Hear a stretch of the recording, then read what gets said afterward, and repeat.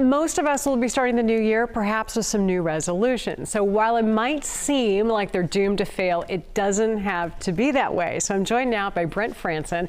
He's the CEO of an app-based system that helps you change your habits. Thanks for joining us, Brett. Appreciate it.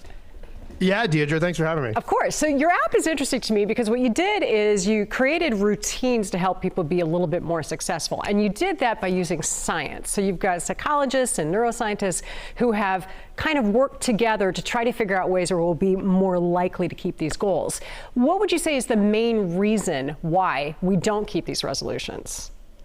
Yeah, the main reason we don't keep resolutions, and only 10% of us will achieve our resolutions, is because we write down the list of resolutions and we stick them on the fridge, but we don't have a system for actually actioning those resolutions and doing the work that we need to do to achieve them. And there's a whole bunch of science that supports how, that helps us understand how to set resolutions, what we need to do to achieve them.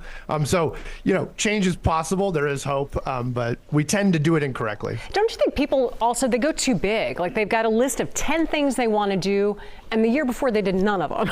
Like it seems like starting a little bit smaller and building some confidence from pulling one thing off would also be helpful. Yeah, there's an amazing psychologist at the University of Scranton named John Norcross who studied New Year's resolutions for 3 decades. And his research says you should have 1.8 resolutions. And so what that really means is you should have 1 or 2 resolutions, not more.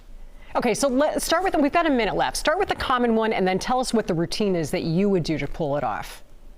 Well, so I think, a routine in the context of most days is a set of habits. And so if you want to do something like run a marathon, or you've got some big goal like that, you're going to want to look at the obstacles that stand in your way to doing that. What days of the week are you going to run? What time are you going to run? If you don't feel like doing the run that you've scheduled, what's a backup? Do you have the appropriate running shoes, et cetera? And so this is from a woman named Dr. Gabrielle Ottinger at NYU, but you got to be really honest with yourselves about the obstacles and turn those into habits that you're trying to complete most days in order to achieve that goal. Brent, what is your resolution this year?